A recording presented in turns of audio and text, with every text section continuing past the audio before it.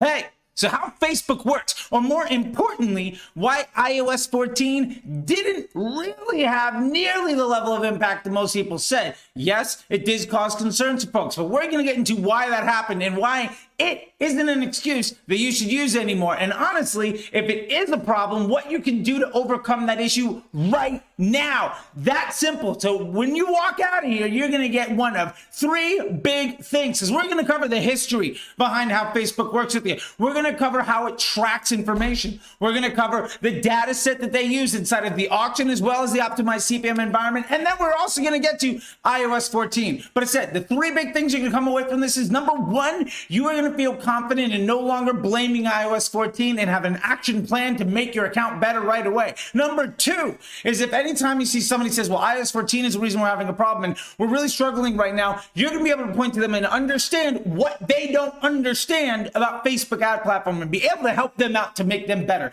And number three, you're going to have the confidence to understand that actually the next couple of years is going to be one of, if not the greatest boom in e-commerce that we have ever seen on the back of Facebook ads. Let's go! First thing, I understand that people have had problems. I just want you to know that I'm super excited about the fact that they don't have to be problems. And number two, I know you could be literally anywhere on the internet right now, but you have decided to pay attention to me. I'm going to try to not yell so much during this thing. I'm just super passionate about it because honestly, I've seen a lot of people, a lot of folks that I respect, blame iOS 14 for why they're not being successful, when really the issue is they never adopted the practices that are going to prevent iOS 14 from being a problem. And that's a really big issue. Primarily, to cover it right out of the gate, the number one reason that iOS 14 caused problem for advertisers is because they refused to do things the proper way for the several years leading up to the release of this. And here's a big thing that's going to drop. Google is going to do the exact same thing in a couple of weeks or months, or by the time you watch it, it might have already happened. So we're going to cover today, number one, how to set up your account to not worry about it. Number two, why that's not really a good excuse. And number three, the actual quantifiable impact that we're going to see from all of it. So I really appreciate you being here through all of this stuff. Yes, I'm passionate about this stuff. I talk about it all the time. This is what I do because your success is my objective. I want you to walk away feeling empowered and confident, understanding what it is that you should be doing to make the absolute best of your future in Facebook advertising. With that being said, subscribe if you love it. If you have questions or you want to call me out on something, do not be shy to comment or reply. I want to know, and suggest anything else that I might be covering. But let's get into it. So the first thing that we have to cover is the biggest data set that Facebook has on anybody, and that is your history with the platform. Now, when Facebook started, Facebook was designed as a PPC platform, a pay-per-click. Now, that meant that advertisers running Facebook ads, in order to grab people, Facebook designed it to operate and look and feel a lot like Google. And that's where interest groups come from, for instance. They're affinity audiences. Now, eventually, Facebook dropped the conversion pixel, moved to an optimized CPM environment, and completely abandoned interest groups for dev purposes. That was over 5 years ago. So when you're using interest groups, understand that you're using a piece of tech that hasn't been updated since before Trump came into office in America. That's how far back the technology you're using. And believe me, if you've ever tried to use technology that's 5 or 10 years old, it's not that good. Also, thousands of those interest groups are getting deprecated on a regular basis. If you're building your castle on sand, when the tide comes in and you have nothing left, it's not anybody but yourself to blame when you were left holding the bag with nothing to do. So we're going to really cover in that. So remember, the reason we got to this place is because Facebook was designed to replicate the way that Google worked. Then they invented a new environment for advertising and consumer experience to optimize the end user experience on the platform called OCPM. And since then, everything that they built before that was completely irrelevant. Sometimes they keep it around for legacy purposes, but at the end of the day, most of these things are severe liabilities to your success. That's not a opinion. That's a fact. Because at the end of the day, if your entire business is built on something that could disappear tomorrow, and probably will, sooner than later, you're not building a very sustainable business. And that's going to be a problem. So the first thing that Facebook has is your entire history. Now, the average person, the average American adult, let's go with that, has been on Facebook for almost 10 years, if not more. And in that 10 years, Facebook has seen all the pages you've liked, all the people that you've talked to. Facebook has seen all the pages that you've engaged with, all the groups that you've joined, all the words that you've sent to people 9 years ago, 10 years ago, from somebody like me, maybe 11 or 12 or 13 years ago, and what you've done today. Facebook still knows the pages you engage with, what videos you're watching, the messages you're sending to your friends on Instagram and on Facebook and on WhatsApp. They know all the words you're using. They know all the links that you're sending. They know all the videos that you're watching. They know the pages that you engage with. So Facebook has a decade-long, nearly profile of who you are. And they understand your behavior and what it takes for you to want to do a certain thing. Like maybe I'm somebody that needs to see an ad 50 times before they get a conversion, but I'm going to start thinking about it 2 months in advance, versus you might be somebody totally different. But Facebook has this user profile on literally billions of people around the entire world. And why that really matters is because it's a machine learning algorithm. They can look at that near decade on average of data from at least the United States of adult users and understand what gets them to do a certain thing. If they didn't, you wouldn't still be on Facebook anymore, because they use this technology to make sure that you engage with people in a way that makes you want to come back, and that you engage in the platform in a way that makes you feel good or bad or whatever, but you're getting a dopamine or serotonin hit and you come back. Facebook's exceptionally good at this. And there's no reason in the world to think, well, they're really good at the organic side, and Instagram is great at showing me things. And of course, when I click on something during Christmas on one drop shipping offer, I'm tracked by a million things, but also the targeting is complete trash and the system's completely broken. Those two things aren't in alignment. Either it's complete trash and totally broken, or you log on to it all the time, and every time you go to any product or anything else, you're flooded with things exactly like it. Now, the reason you're flooded with it is because the optimized CPM environment, a thing called advanced matching that comes from the Power 5 that was invented in 2017. You should really dive into a lot of that. We had the Disruptor Group did over $100 million in testing to help you 5 years ago know what you're supposed to do. And I've been teaching that for years and years and years ever since. Second thing that Facebook looks at, your current activity. What pages are you clicking on? What words are you using? What websites have you been to? Now, I know iOS 14, and look, we're going to get there. But what pages, ads are you clicking on? Maybe you're clicking on an ad from Adidas that features a certain product that has certain descriptions and comes from a dynamic product newsfeed, so they have the entire catalog description of it. Maybe you're cycling through things. Maybe every time you've done this before, you're most likely to do something like this, and you've established that trend of a behavior because Facebook knows who you are over the last 5-10 years, right?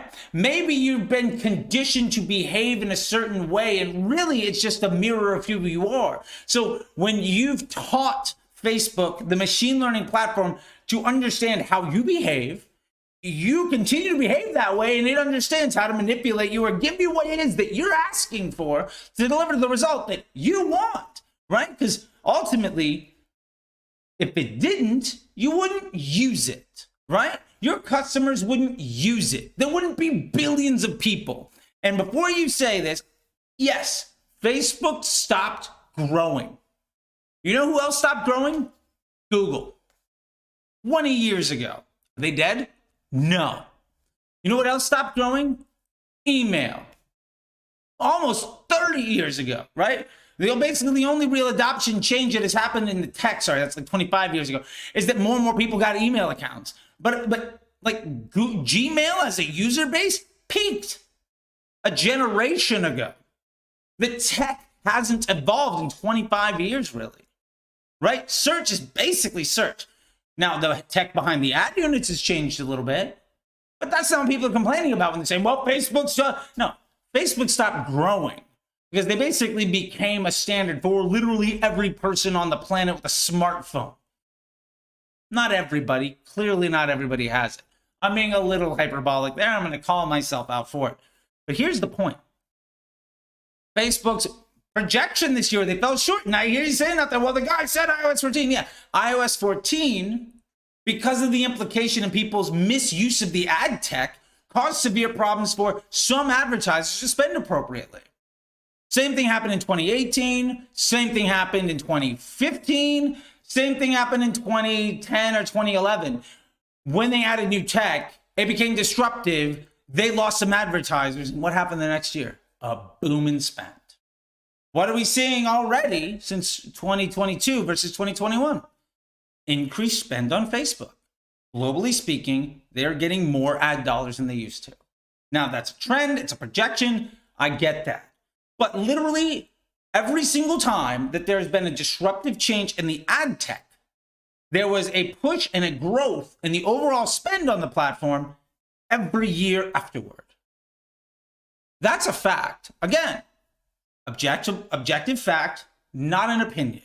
That's backed by literally every data point available to the public about that matter. So, moving forward, one, I want to tell, we're going to address, that was the history of what Facebook has on you, and that's the current activity. Facebook also knows what you're clicking on, right? Facebook knows what content you're clicking on, what type of content you're clicking on, whose content you're clicking on, right? Again, maybe you're clicking on Nike's ads. Maybe you're clicking on Pizza Hut ads. Maybe you're clicking on some direct consumer thing, like you're really into, I don't know, some brand. I was about to name a bunch, but I don't want to call everybody out. Let's just say a bunch of things that you thoroughly enjoy. What do you see? More stuff like that, right? Even when you're on Amazon looking for stuff, or maybe Google things, your feed starts to feel like, hey, Facebook knows what I want. It's showing me more things.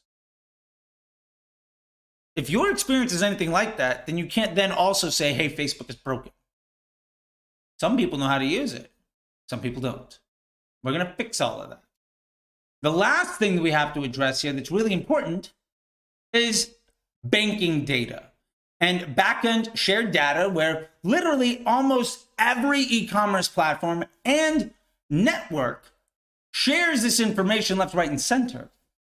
So let's take an average user experience. Say you logged on, you got a Facebook account in 2010, okay?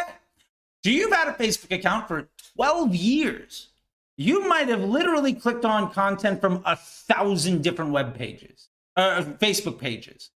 You might have made a couple hundred or a couple thousand friends and unfriended them along the way. You might have started an Instagram account and engaged with 10 or 100,000 or 1,000,000 pieces of content by now. The like button, reading the description, watching videos, sharing things, messaging people.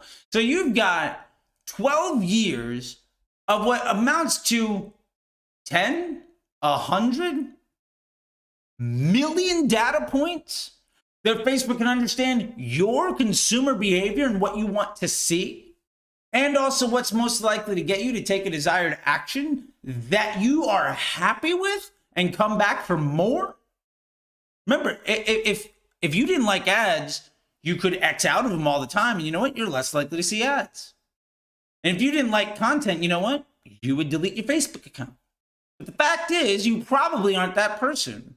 And the fact is, 95% of users are also not that person. So the overwhelming majority of users, let's say, are like this. Let's say they started their Facebook account in 2012. We have a decade of thousands of Facebook pages and maybe over 100 million data points of stuff you've done just on Facebook and inside of their environment with WhatsApp and Instagram and Facebook and Messenger, et cetera, et cetera, et cetera. Now Facebook says, well, you know, every spring you seem to look at flowers, right? And you're searching at stuff. Well, we know what pages you've interacted with for the last 7 years. We know about the time that you're coming into that stuff. We know roughly the kinds of things that you're leaning into. We know roughly the kind of content that you've been really enjoying lately. And we know that you've also purchased from these thousands or hundreds of web pages over that decade, because the Facebook pixel's been placed on all of that, and your credit card data said so. Now, they're never matching this back to you personally. It's all hashed information. But your MAC address, credit card, the payments you've done on all of the apps on your phone, because you probably let Facebook track all of your apps and your location and the access to your images and your videos and all of those things on your phone. And then you got iOS 14, and you're like, well, Facebook can't see me anymore. Really? Does iOS 14 block what you're doing on Facebook? No.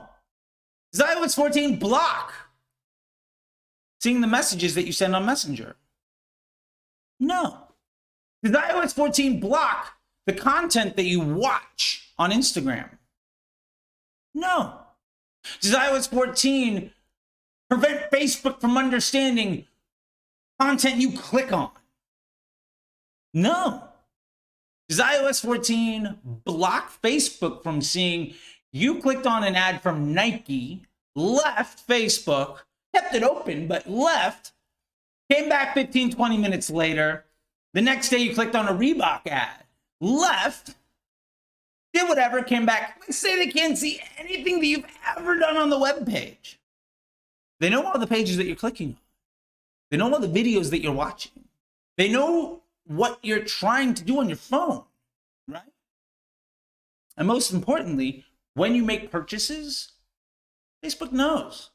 This data has been passed back and forth for like a decade. You used to literally be able to tap into it as a targeting audience on Facebook. Back when I started, that was totally an option. You used to be able to do that on Google too. Now, Facebook doesn't let you target people because of that, but do you think that means they don't have it? Really? Let me help you out. Because I have friends in the engineering department, and I've literally helped Facebook put together creative testing at CBO and advanced matching. That was the part of the disruptive group testing that I was a part of. Facebook can see all of that. Facebook knows what's in the background of the videos that you're watching. Facebook can identify that, hey, that's a Steelers hat. That's a terrible towel, right? They might know this is a fucking whiteboard. They know this is a Van Halen shirt. They probably know 1,000 websites selling this kind of content right now. This product right now. Facebook probably knows, oh, this wedding ring came from a certain place. Facebook knows that's this type of plant, right? Or something along those lines. They know that this lamp came from IKEA, right? It's been in enough videos, Facebook can identify it. The AI has been able to do that for 5 years now. So my point is, do you really think iOS 14 is blocking everything? Because here's what the algorithm is bringing into when it's trying to understand what impression to give somebody. Let's go through the algorithm at a very high level, but also somewhat detailed. Number one, what is this person likely to engage with, right? What type of content have they engaged with? What type of words are they using? What other pages have they clicked on their content or followed? Or what type of images or videos has been on their Instagram reel? Why is their discover section of their Instagram reel section so attuned to them? Because they know what you're doing, right? What about this person has happened lately? Second, what behavior is this person showing right now, at least, that lets us know what they may or may not be interested in? What behavior can get somebody to take a specific action? Well, maybe over that decade, Facebook knows that, well, when it's springtime, end of winter, when it's beginning of February, this person's likely to buy some flowers around the 1st to the 5th. Who do you think is going to see an ad for flowers on that day? The person that's never bought them before, or the person that's bought them every year beforehand? What if you need 3 to 5 ads to get it? What if you need 30? What if they already know that you buy from 100 flowers every time? Whose content do you think you're going to see? Even though you don't like the page, you've never followed the page, you've never engaged with it other than to buy it on a regular basis, basically the same week every single year. Do you think Facebook just doesn't care about that? It's sort of like this, quote from Dr. Dre. It's like, what do you think? What do you think of my guns? What do you think? I ain't got none? Do you think I sold them all? No, still got them. Facebook still has the data. So why wouldn't they use it? I can tell you for a fact that they do. So Facebook has this entire history of who you are, right? So we have the current activity that you're taking, plus your entire history, maybe 10, maybe 100 or 1,000,000 data points or more to understand how to get you in a conversation to get you to a certain place, how to prime you for a certain action, knowing what type of content you like. Maybe your type of content changes because of the people that you're around. Maybe your friends have changed your behavior. Maybe you got married. Maybe you got divorced. Maybe you had kids. Maybe you moved. Maybe you graduated. Maybe you changed political parties or got tattoos or whatever. Facebook knows. You've told it most of those things, right? They're memories, right? They're announcements, right? They're connections that you're making with people, right? Your phone has been in proximity of these other people. They're also doing all these other things. Facebook knows that. So they have your current activity. They have these hundreds of millions of data points to prime you for something. Plus, they know what your entire social network is doing. After all of that, they also know the things that you're buying on the majority of websites that you've ever bought anything on, and you put ad blockers on, so Facebook doesn't know what you're doing today, but they know what you purchased. And that information can absolutely be tracked back to your user experience. Then we get into iOS 14 blocks this little piece. So moving across the screen, like trying to understand, Facebook sees all your entire history at the very, very, very end of this conversation, right? The very, very end. Like the last 2% of the last 3% of the last 1/4 of anything that could possibly matter.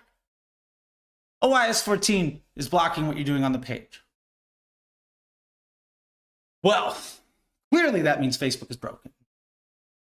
The point here is iOS 14's data blocking isn't hurting Facebook from giving you an experience designed to deliver you the type of platform experience that you've told it you want. And most importantly, what this means is broad targeting allows the ad to define its own lookalike audience of people that also behave. If a whole bunch of people with 1,000,000 different profiles all behaved in a similar way, who do you think Facebook's going to show that ad to next?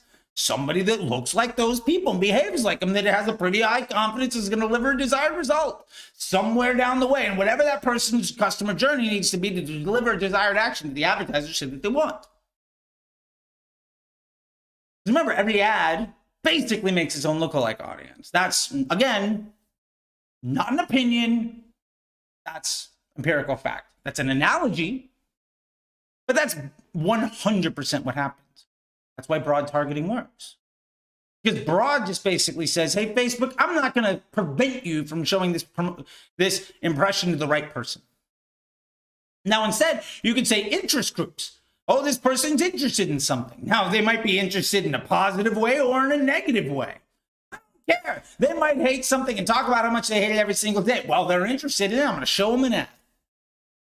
And more importantly, what that interest group really is it's the entire microcosm of the all available impressions and saying, all right, I want to pay more money to make my ad only appear to these people. Whether they like it or not, I'm going to try to let Facebook, the circle of the lookalike audience, right? Let's pretend it's a giant circle. Facebook, I want you to target only the people where in that interest group, let's call that also a circle, where the Venn diagram of that entire ad's lookalike audience also happens to cross into that interest group. And then you say, hey, that's working great. Let me throw more money at it. What happens? Eventually you run out of people in that Venn diagram. And then you just start showing ads to people that don't really give a fuck. And then what happens? Well, one, you're paying extra money to prevent those ads from reaching people who would absolutely be interested. And two, you're giving people a really bad experience. You're forcing your ads on people that aren't interested at all. So you're lowering your page score and raising your average CPM across your entire account. Are your CPMs $30, $40, $50, $60? Are you running only broad audiences? Are you specifically doing creative testing, primarily with dynamic ads, to solve specific business problems of trying to either make a certain sales pitch better or reach a different type of person because your ads do the targeting? No? Maybe that's why. The bottom line here is this. iOS 14 was a bad week and a half. After that, what we saw was a decimation of the people that disrespected the customer from having the same results that they did before. Because Facebook's response to that, especially with aggregated events manager and everything else, wasn't just that, oh, we're struggling showing ads to people. Facebook also made a very specific point, and they publicly spoke about this, which apparently every media buyer willing to blame iOS 14 just doesn't know what happened or is completely willing to ignore it, forgot about it. But they made a very specific point several times since to say that the end user experience is more important than ever. Whether that's their doubling down on Reels, or saying that Instagram is a video-only platform, or saying that Facebook is about communities. What does all that mean? All that means is Facebook saying, well, these are the things that people like. So we're going to prioritize those things over something else. And what that really means is, if you don't care about our users, we don't care about you. So your plan moving forward needs to be as fast as possible to move yourself away from things that disrespect your customer and disrespect Facebook. No partnership is strong because one partner in that relationship, you and Facebook, where one side of it is wildly disrespectful to the other. Those things don't last. The reason that Facebook hacks don't work is because they're meant to circumvent this. Lookalike audiences and cost cap and all these other things that totally can work, and I'm not saying you shouldn't use them. There's an appropriate use for them. But it doesn't mean they're the best thing for everything. Most of the time, these are incremental options to an environment that is stable and proven. So ultimately, what you need to do is decide, are you going to continue to work harder and harder to pay more and more money to make it more and more difficult for your ad to reach the right person while disrespecting your customer and then complaining that Facebook is more and more expensive? Or are you going to adopt broad?